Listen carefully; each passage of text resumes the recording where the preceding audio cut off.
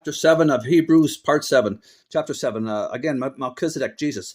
Verse 1 all the way to 10 talks about how great Melchizedek was, which was Jesus. He was greater than Aaron, then didn't even come from that line. And then it continues to verse 11. Jesus is Melchizedek. They're one and the same. If perfection could have been obtained through the Levitical priesthood, for on the basis of it the law was given to the people, why was there still need for another priest to come in the order of Melchizedek, Jesus Christ, the new one, and the New Testament, and not in the order of Aaron, the Old Testament? For when there is a change of the priesthood, there must also be a change of the law. The Old Testament law, the animal sacrificed to Jesus once. He of whom these things are said belonged to a different tribe. That was referring to Melchizedek, Jesus. And no one from that tribe has ever served in the altar under Levi in the Old Testament. For it is clear that our Lord descended from Judah, Jesus Christ, and in regard to that tribe of Moses said nothing about priests.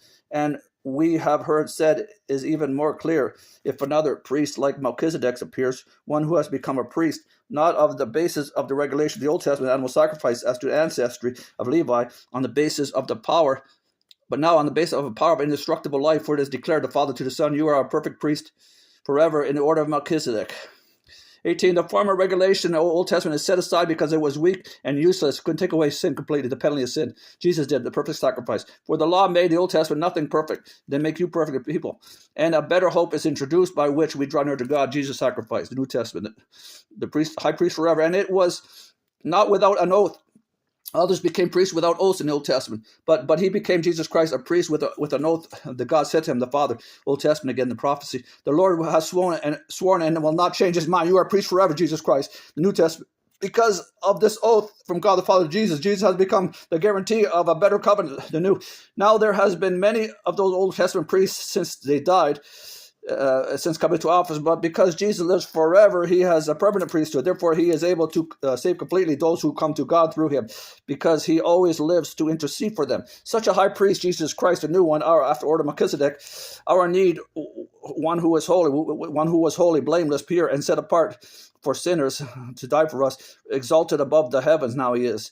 Unlike the other high priests of the Old Testament, he does not need to offer sacrifices day after day after his own sins, for his own sins, and then for the sins of the people. He sacrificed once for all the sins of everybody, and for himself, the Old Testament. For the law appoints a high priest, and they die, and they're weak, and they're not perfect, which come after the law.